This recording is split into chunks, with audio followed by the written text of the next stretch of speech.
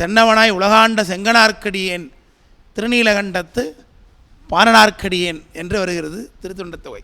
அதில் தென்னவனாய் உலகாண்ட செங்கானான் என்று அடுத்த நாயன்மாரை பற்றி சுந்தரமூர்த்தி சுவாமிகள் சொல்லியிருக்கிறார்கள். தென்னவன் என்பது தென்னாடு முழுக்க ஆட்சி பண்ணவன் ஒரு பொருள், தென்னாடாகிய பாண்டிய நாட்டையும் சேர்த்து ஆட்சி செய்தவன் என்று பொருள் வருகிறது. அதனால் தென்னவனாய், பொதுவாக தென்னன் என்றாலே பாண்டியனை தான் குறிக்கும். தென்னா தென்னா என்றால் தெல்லேனம் கொட்டாமோ என்று திருவாசகத்தில் வருகிறது இல்லையா? தென்னன் பெருந்துரையான் என்று திருவாசகத்தில் வருகிறது. அப்படி தென்னவனாய் உலகாண்ட செங்கனார்க்கடியேன் என்று சொல்லுகின்றார். அந்த செங்கனார் என்று சொல்லப்படுபவர் சிவந்த கண்களை உடையவர். அதனால் செங்கனான் என்பது அவருடைய பெயர். பெயரே அவருக்கு காரண பெயராக அமைந்திரு. கண் சிவந்து பிறந்ததுனால அவருக்கு பெயர் என்ன? செங்கனான் என்ற பெயர். அவர் சோழ அரசரில் ஒருவர். அது இங்கே இல்லை, தென்னவன் என்று சொல்லப்பட்டிருக்கு. தென்னவன்னா பாண்டியர்னு அர்த்தம்.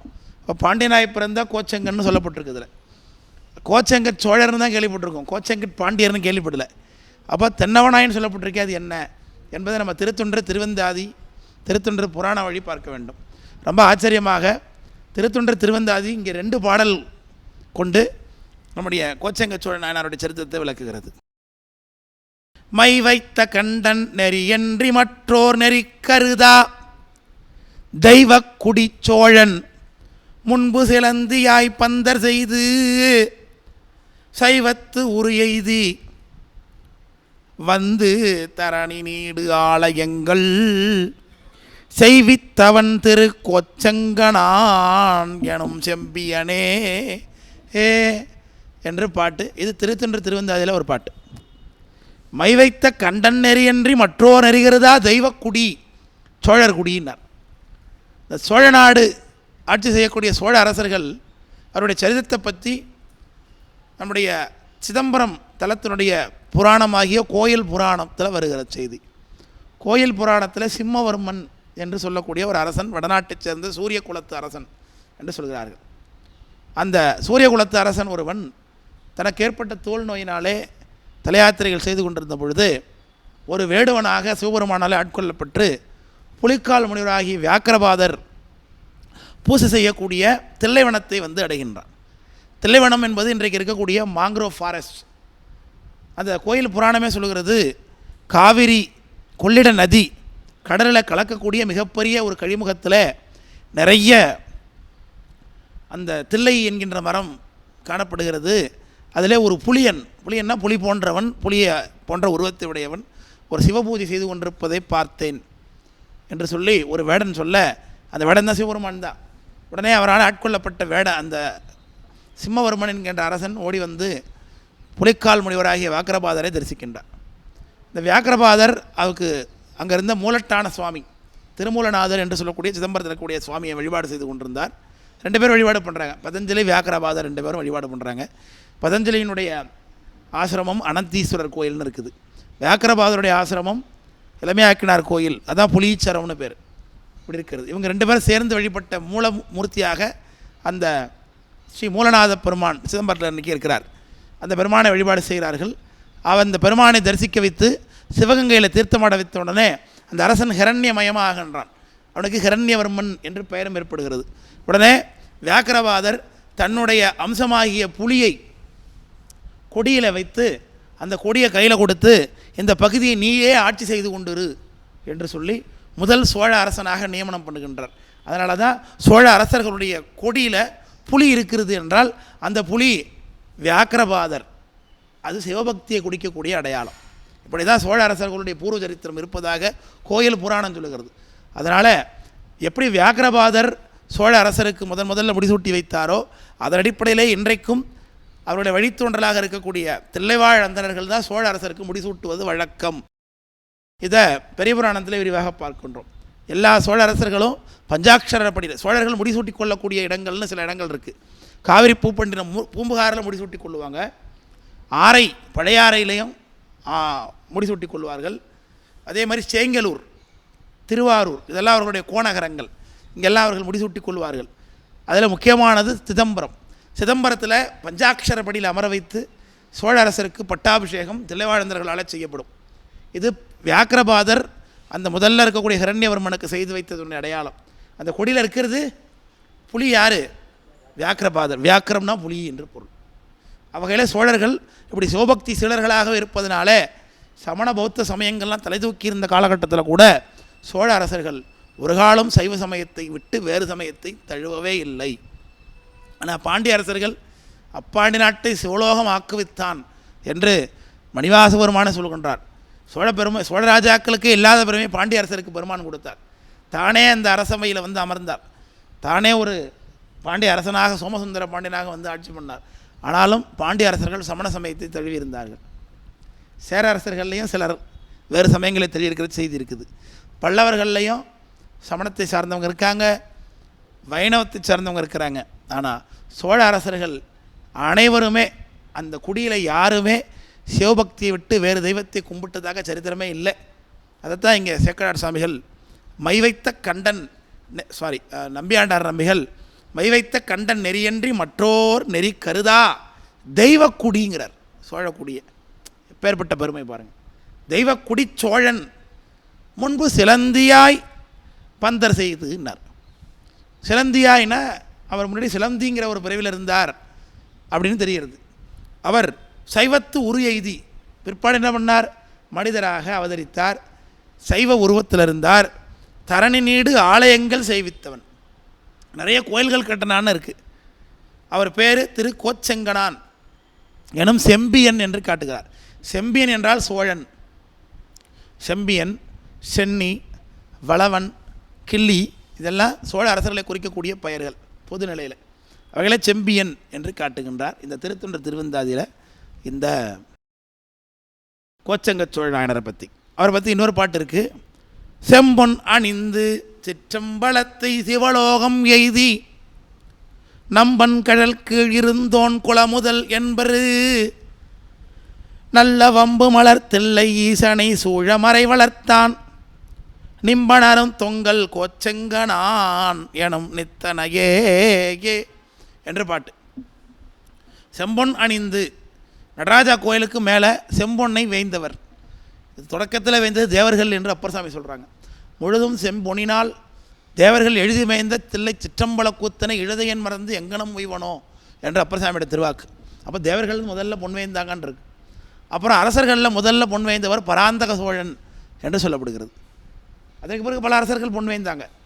அனபாய சோழர் கூட பேரம்பலத்தை பொன் வேய்ந்தார்னு இருக்குது. தில்லை எல்லையெல்லாம் பொன் செய்தார் அனபாய சோழன்னு குறிக்கிறது. முதல்ல சிதம்பரத்தில் இன்றைக்கு இருக்கக்கூடிய பொற்கூரை சோழ அரசர்கள் சொன்னது கிடையாது. ஆனால் அதுக்கு பிறகு நிறைய முஸ்லீம் படையெடுப்புலாம் நடந்துச்சு. அப்போ நிறையா கோயிலெலாம் கொள்ளையடிச்சிட்டு போயிட்டான்லாம். அதனால் அதற்கு பிறகு வந்த ராஜாக்கள்லாம் திருப்பணி பண்ணியிருக்காங்க. இப்போ இருக்கிற அந்த செம்பொன் கூரை 1800களில் திருப்பணி செய்யப்பட்டு அப்பொழுது அமைக்கப்பட்ட செம்பொன் கூரை தான். அதுக்கு முன்னாடி செம்பனால் வேயப்பட்டிருந்தது. ஏன்னா வேறு வழி இல்லை, பொண்ணும் இல்லை, அதனால் செம்பனால் வேயப்பட்டிருந்தது. பிறோட 800களில் தான் நகரத்தார் திருப்பணிகள் முதலானவையெல்லாம் செய்யும் பொழுது இப்போ இருக்கிற பொன் திருப்பணி செய்யப்பட்டது என்று சொல்கிறார்கள். கோயில் வரலாறு சொல்லுகிறது. அப்படி அந்த செம்பொன் திருப்பணியை சபைக்கு மேலே வேய்ந்தது முதல்ல பராந்தக சோழன் என்று சொல்கிறார்கள். இந்த சோழனுக்கு குடிமுதல்வராக இருந்தவர் இந்த கோச்சங்க சோழர். இந்த கோச்சங்க சோழர் சங்ககால சோழர் என்று சொல்லப்படுகிறது. அல்ல அதற்கு முன்பு இருந்த சோழர் ஆக இருக்கலாம். சங்ககால சோழர்கள்னு சில சோழ அரசுகள் நம்ம அடையாளம் காணுகின்றோம். கரியாட் சோழன் இப்படி சில சோழ அரசுகள்லாம் நாம் பார்க்க முடிகிறது இலக்கியங்களில். அதற்கு முன்பு இருக்கக்கூடிய காலவரையறை செய்து காண முடியாத ஒரு சோழ அரசனாக இந்த கோச்சங்க சோழன் இருந்திருக்கின்றார். ஆனால் சோழ அரசர் என்று தெரிந்து கொள்ள முடிகிறது. அப்போது செம்பொன் அணிந்து சிற்றம்பலத்தை சிவலோகம் எய்தி நம்பன் கடல் கீழ் இருந்தோன் பெருமானுடைய திருவடியில் இருந்த அந்த ஆதித்த சோழன் பராந்தக சோழன் என்று சொல்லக்கூடிய அந்த சோழர்கள் எல்லாம் அந்த சோழர்கள் இவங்களாம் பிற்கால சோழர்கள். விஜயாலய ஸ்தாபித்ததுக்கு பிறகு உண்டான சோழர்கள் இவங்கெல்லாம்.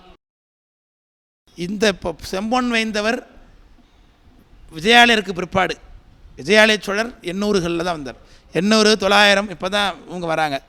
விஜயாலயன், அப்புறம் ஆதித்த சோழன், பராந்தக சோழன், இப்படியே அரிஞ்சய சோழன், சுந்தர சோழன், அப்புறம் முதலாம் ராசராஜ சோழன், ராஜேந்திர சோழன், அதில் கண்டராயத்த சோழர் வருகிறார். இப்படி தான் இந்த ராஜேந்திர சோழர் வரைக்கும் வராங்க. அதற்கப்புறம் கொஞ்சம் சாளுக்கிய கலப்பு. முதலாம் குலோத்துங்க சோழன், விக்ரம சோழன், 2ஆம் குலோத்துங்க சோழன், அப்புறம் 2ஆம் ராஜராஜன், 3ஆம் குலோத்துங்க சோழன், இப்படி சோழ அரசர்கள். இது ரொம்ப பிற்பாடு 3ஆம் ராஜராஜனோட சோழ அரசு வீழ்ச்சி அடைஞ்சிருச்சு. அதற்கு முன்பு விஜயாலயர் தஞ்சாவூரை கைப்பற்றி ஆட்சி பண்ணுறதற்கு முன்பாக குறுநில மன்னர்களாக தான் இருந்தாங்க, ஒரே ஒட்டி. அப்போ தஞ்சாவூரை ஆட்சி பண்ணுகிறவங்க விருதராஜர் என்று சொல்லக்கூடிய இன்றைக்கு முத்தரையர்னு சொல்கிறாங்க பாருங்கள். அந்த முத்தரையர் அரசர்கள் தான் முத்து அரையன், மூத்த ராஜான்னு அர்த்தம். அதான் விருதராஜன்னு பேர். சோழ ராஜாக்கள்லாம் பார்த்தீங்கன்னா தனக்கு விருதராஜ பயங்கரன்னு பேர் வச்சுப்பாங்க. விருதராஜ பயங்கர வளநாடுன்னெலாம் இருக்கும். அந்த முத்தரையர்களை விரட்டுறார் விஜயாலயர். விஜயாலயருக்கு எப்படி இது கிடைக்கிதுன்னா, பல்லவருக்கும் பாண்டியருக்கும் போர் நடந்த பொழுது பாண்டியரை எதிர்த்து பல்லவர் சார்பாக போர் புரிகின்றார் பழுவேட்டரையரோடு துணை கொண்டு. அதனால் பல்லவரசர்கள் நீ தஞ்சை பகுதி அந்த பகுதியை சுதந்திரமாக ஆட்சி பண்ணிக்கொள் என்று ஒரு வாரம் கொடுக்குறாங்க. அதை வைத்து கொண்டு அவர் தஞ்சாவூரில் ஆட்சி பண்ண முத்தரையர்களை அடித்து விரட்டிட்டு அங்கே கோட்டை கட்டி நிசும்ப சூதனியை ஸ்தாபனம் பண்ணி முதல்ல தஞ்சாவூரில் பிற்கால சோழ சாம்ராஜ்யத்தை நிலைநிறுத்துகிறார். பேரரசு சோழராக அப்போ தான் உண்டாக போகுது. அதுக்கு பிற்பாடு வழியாக வராங்க. அவருடைய பையன் ஆதித்தன், பராந்தகன், இப்படியே வரிசையாக வருகிறது.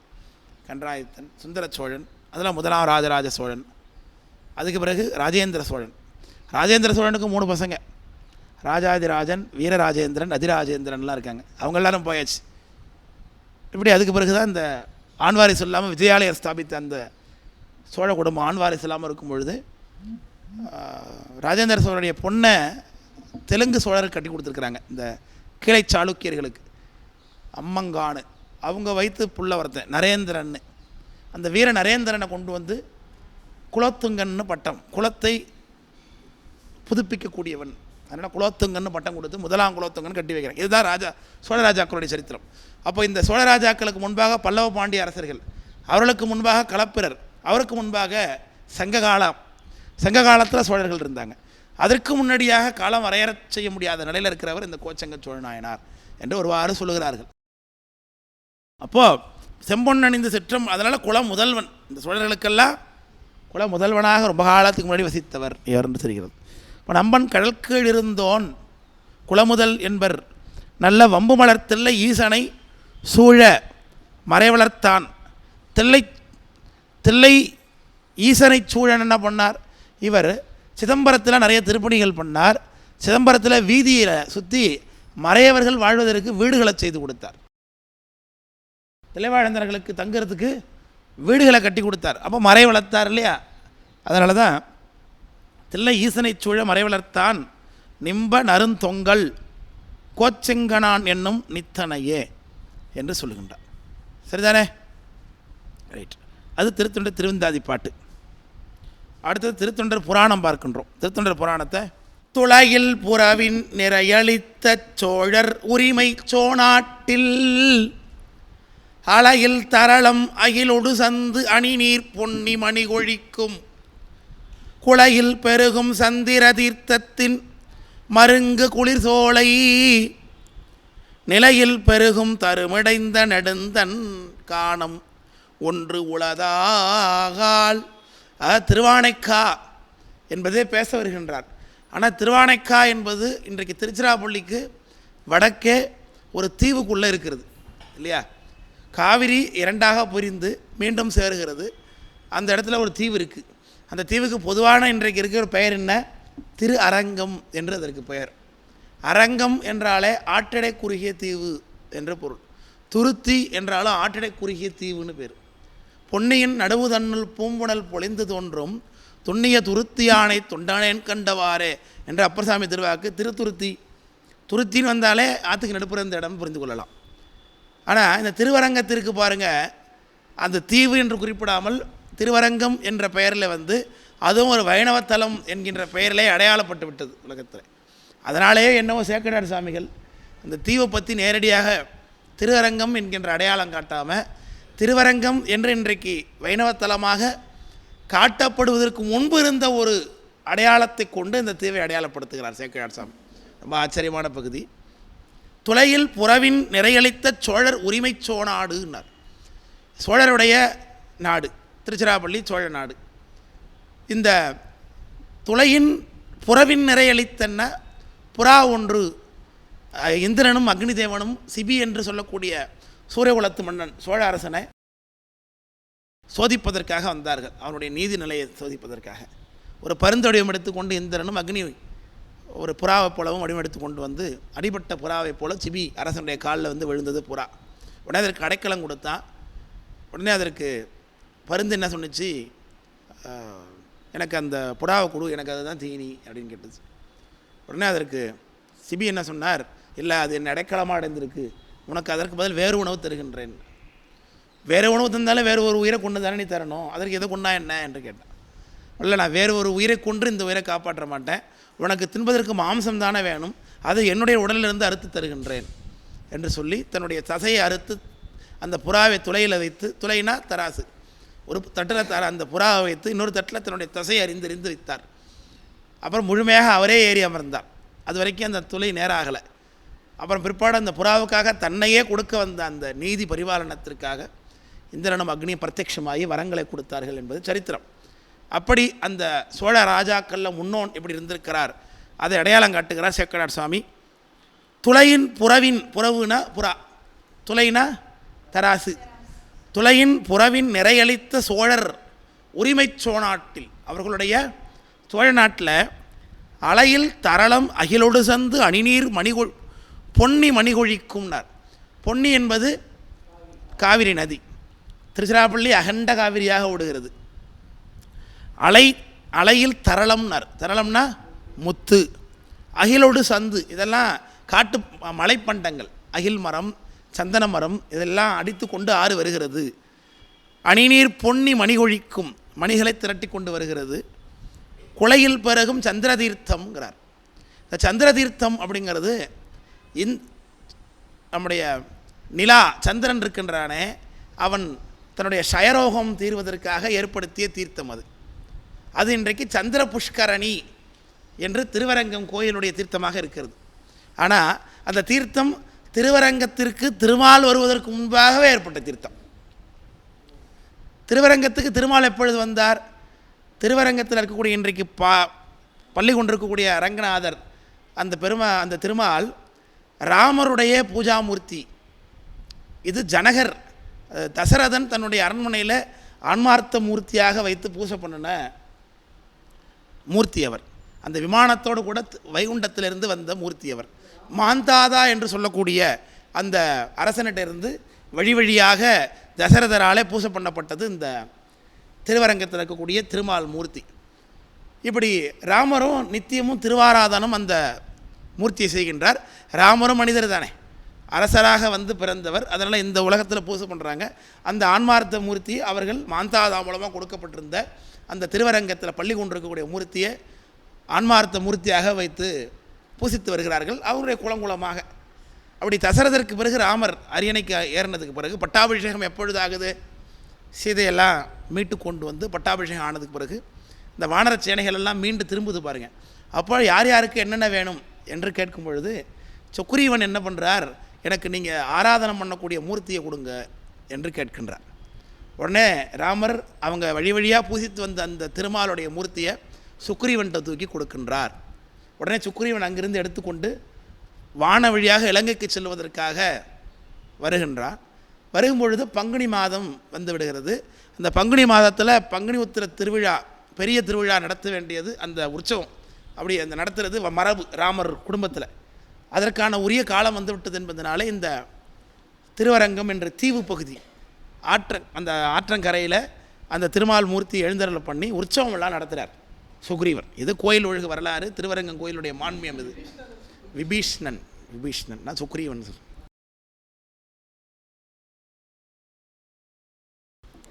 அப்படி ராமருடைய பட்டாபிஷேகத்தில் விபீஷணர் இலங்கையிலிருந்து, அதாவது இலங்கை என்னதுனால சுக்ரீவன் சொல்லிட்டு இலங்கைக்கு யா சுக்ரீவன் போக போகிறார், ரைட்? ஆமாம். அப்படி ராமருடைய பட்டாபிஷேகத்திற்கு பிறகு விபீஷ்ணருக்கு இந்த திருவரங்கத்தில் இருக்கக்கூடிய மூர்த்தி, அது ஆன்மார்த்த மூர்த்தி ராமருடைய குலத்திற்கு, அதை அவர் கொடுக்கின்றார். அந்த மூர்த்திக்கு அவங்க திருவிழாக்கள்லாம் எடுத்து வழிபாடு செய்வது வழக்கம்.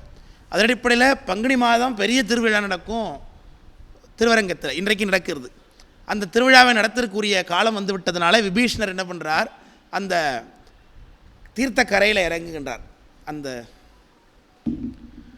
விபீஷ்ணருடைய அந்த வழிபாட்டை சரியாக நிகழ்த்த வேண்டும் என்பதற்காக காவிரியுடைய கரையாகிய அந்த துருத்தி அந்த தீவு பகுதியில் இறங்கி மிகப்பெரிய திருவிழாவை 12 நாள் உற்சவம் நடத்துகின்றார்.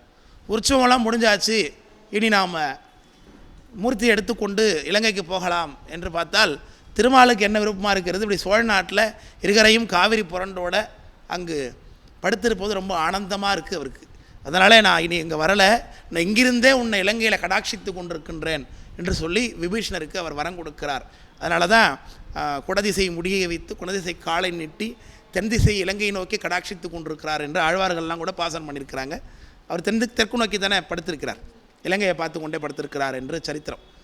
அப்போது இந்த திருமால் வந்தது இதுதான். அப்போ அதற்கு முன்பாகவே திருவரங்கன் தீவில் சோமன் என்று சொல்லக்கூடிய சந்திரன் பூசிப்பதற்காக சயரோகம் தீரணும் என்பதற்காக உற்பத்தி செய்த தீர்த்தம் சந்திர தீர்த்தம்னு பேர். அந்த சந்திர தீர்த்தத்தை சுற்றி 4 தீர்த்தம் பண்ணியிருக்கிறார். அந்த 4 தீர்த்தத்தில் சந்திர தீர்த்தத்திற்கு கிழக்கே ஒரு பெரிய காடு, அது நாவல் மரங்கள் அடங்கிய காடு. அந்த காட்டில் ஒரு தீர்த்தம் பண்ணுற, அதுக்கு ஜம்பு தீர்த்தம்னு பேர். சரிதானே? அடுத்தது மேற்கே ஒரு தீர்த்தம், அந்த சந்திர தீர்த்தத்துக்கு மேற்கே பச்சிம திசையில் அங்கு வில்வ மரங்கள் நிறைய இருக்குது. அந்த வில்வ தீர்த்தம் ஒன்று ஏற்பாடு பண்ணி அங்கே லக்ஷ்மியை பிரதிஷ்டை பண்ணுகின்றார். ஆனால் திருவரங்கத்துக்கு திருமால் வருவதற்கு முன்பாக அந்த இடத்துல வாசுதேவனை பிரதிஷ்டை பண்ணினார் திருமால் சந்திரன் என்று சொல்கிறார்கள். இது சரித்திரம் இதெல்லாம். அதேமாதிரி அந்த சந்திர புஷ்கரணிக்கு தெற்கே பார்த்திங்கன்னா புன்னாகவனம், புன்னாக மரங்கள் நிறைந்திருந்த காடு, அங்கே புன்னாக தீர்த்தம் என்று தீர்த்தம் ஒன்று உபதீர்த்தமாக பண்ணுகின்றார். அந்த சந்திர புஷ்கரணிக்கு வடக்கே கடம்ப மரங்கள் நிறைந்திருந்ததுனால அந்த கடம்ப தீர்த்தம், அந்த கடம்பனூர் அந்த பிச்சாண்டார் கோயில் இருக்குது பாருங்கள், கரம்பனூர்னு சொல்லி இப்படி 4 உபதீர்த்தங்களை அமைத்து நடுவிலே சந்திர தீர்த்தம் என்று சொல்லக்கூடிய தீர்த்தத்தை அமைத்து சந்திரன் முதல்ல வழிபாடு செய்திருக்கிறான். இது சந்திர தீர்த்தம் தான் திருமால் வருவதற்கு முன்பாகவே அங்கு அந்த தீவுக்கான அடையாளம். சரிதானே? அப்போது ஆமாம், அந்த அவ்வளவு பழமையான அந்த தீர்த்தம் சேக்கிழார் சாமி அந்த சந்திர தீர்த்தத்தை தான் அடையாளம் காட்டுகிறார்கள் அந்த தீவுக்கு. சரிதானே? அப்போது திருவரங்கம்ங்கிற வார்த்தையை பயன்படுத்தாமல் சந்திர தீர்த்தம் அதற்கு முன்பிலிருந்தே என்பதை காட்டுகிறார்கள். அப்போது குளையில் பெருகும் சந்திர தீர்த்தத்தின் மருங்கு குளிர்ச்சோலை, அந்த தீர்த்தத்துக்கு பக்கத்தில் ஒரு குளுமையான சோலை இருக்குது, அது கிழக்கில் இருக்குன்னு நம்ம புரிந்து கொள்ள முடியுது. ஏன்னா இது திருவானைக்காவை பற்றிய சரித்திரம் என்பதனால இன்றைக்கு திருவரங்கத்துக்கு கிழக்கத்தான் திருவானைக்கா இருக்கிறது, திருவானைக்கோவில் என்று இன்றைக்கி சொல்கிறார்கள். அது ஜம்பு வனம், அது நிறைய நாவல் மரங்கள் அதில் இருந்திருக்குன்னு தெரிகிறது. அதில் வெண்ணாவல் மரமும் இருந்திருக்கு, அதுவும் தெரிகிறது. இருக்கு வெண்ணாவல் மரம் இருக்குது, வெண்ணாவல் மரத்துக்கு எழுதின சுவாமியாக இருக்காருங்க. அப்போது நிலையில் ஜம்புனாலே நாவல்னு அர்த்தம். அப்படி மொய்ப்பூங் குளையில் பெருகும் சந்திர தீர்த்தத்தின் மருங்கு குளிர்ச்சோலை நிலையில் பெருகும் தருமிடைந்த என்ன தருணா, நிறைய மரங்கள் இருக்கக்கூடிய நெடுந்தன் காணம் ஒன்று உளதால், அதுக்கு பக்கத்தில் என்ன இருக்குதா, பெரிய காடு ஒன்று இருக்கிறது என்று சொல்லுகின்றார். சந்திர தீர்த்தருக்கு அருகே காடு இருக்குது, சுற்றியே காடு இருக்குதுன்னு தெரிகிறது. அது என்னென்ன காடுன்னு இப்போ தான் சொன்னேன். ஒரு பக்கத்தில் கடம்ப காடு, ஒரு பக்கத்தில் வெல்வக்காடு, ஒரு பக்கத்தில் புன்னாகா காடு, இன்னொரு பக்கத்தில் ஜம்பு காடு இல்லையா? திரும்ப சொல்லணும். கிழக்கே ஜம்பு, மேற்கே வில்வம். திருவரங்கத்துக்கு மேற்கே இன்றைக்கு சாங்சுரி ஒன்று பண்ணியிருக்கிறாங்க, மேற்கே வெல்வக்காடு. பட்டாம்பூச்சிக்கு ஒரு இது பண்ணியிருக்காங்க திருவரங்கத்தில், போனால் பார்க்கலாம் திருச்சிராப்பள்ளியில். அப்புறம் வடக்கே கடம்பவனம், அதான் கரம்பனூர்னு ஆகிப்போச்சு வடக்கே. அடுத்தது தெற்கே புன்னாகவனம், இப்படி இருந்ததாக சொல்கிறார்கள். சந்திர தீர்த்தத்திற்கு கிழக்கே ஜம்பு நாவல் மரங்கள் அதிகம் இருந்த ஒரு காட்டுப்பகுதி என்று தெரிகிறது. இது நாவல் மரம்னு இங்கே சொல்லலை, பொதுவாக தருமடைந்த காணம்னு தான் சொல்கிறார் சேக்கிழார் சாமி. இப்போது அடுத்த பாடலில் அது நாவல் மரம் என்று தெரிகிறது.